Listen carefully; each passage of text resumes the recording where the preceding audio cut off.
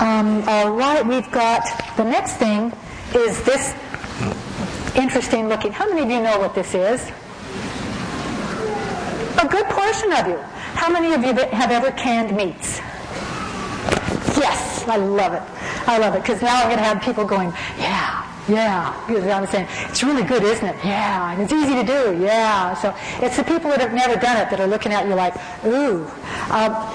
If you've ever canned fruits or vegetables, you know how much work that is, how much preparation it takes, and how much you hate it. You are going to love canning meats.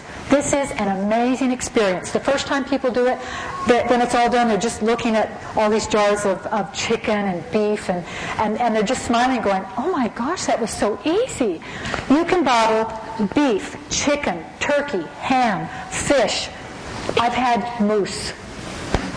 Seriously, Cassie's mother is my sister. In fact, I'd love to give her credit right now. She has been my inspiration in more than just food storage. She's the one that showed me most of the things that I do in my food storage class. I learned from my sister Phyllis Gunderson, and it's just amazing. I just love her and all of her experience and her inspiration. But that's where I had moose. What brought that up? What you do? Here's the process. You've got your jars, and you want to make sure they don't... You know, all of this is in the book. I'm not going to spend a lot of time on this. I'm just going to give you the overall. You take a jar.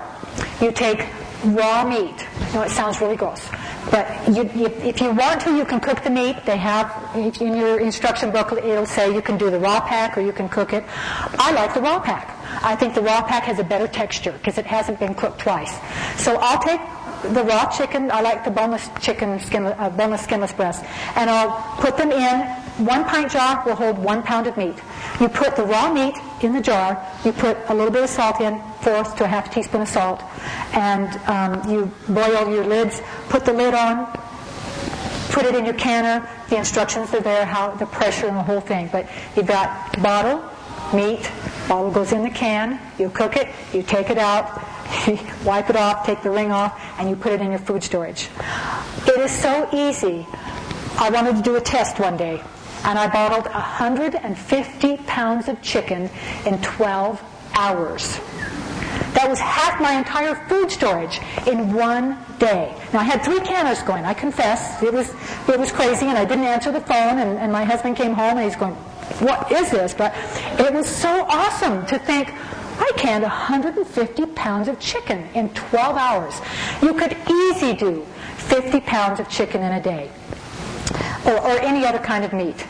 The process is very simple. In the book, it's going to give you details on how to do this little booklet. And if you wanted the canners, look in the canners, it's going to give you more details. But basically, I like to you can buy a new one. This one's going to cost about $200. You can buy a used one. I have bought 5 used canners on the internet, on eBay. I have a canner that's over 75 years old, and it still works. So this is a great investment. You can hand it down to your grandchildren. They won't know what to do with it, but you can hand it down. This is a 100-year-old process. People have been doing this for 100 years, and you have to be careful. You have to be safe. There are safety precautions, but this is a fabulous way for you to have real meat in your food storage.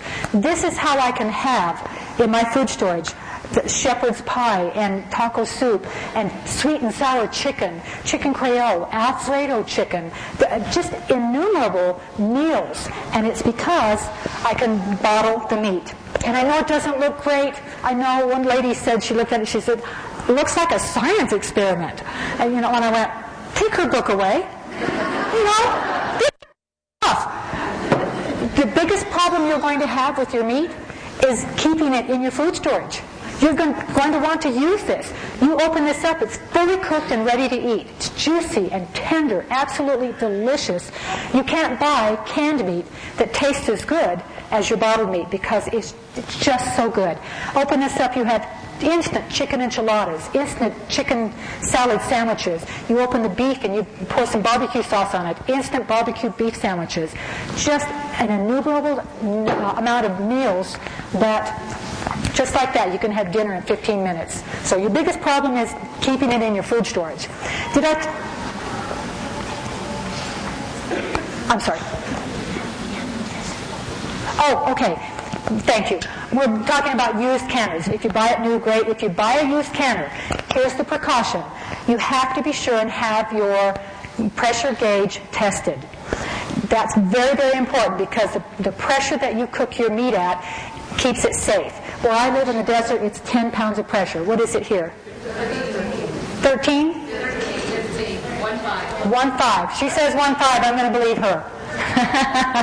15 pounds of pressure. It depends on your altitude, but it needs to be a correct pressure. So if you're going to buy a used one, either have it checked at your local extension center or buy a new one. That's even better because they're only about $20, and that way you know that it's going to be safe. You have to be safe in this.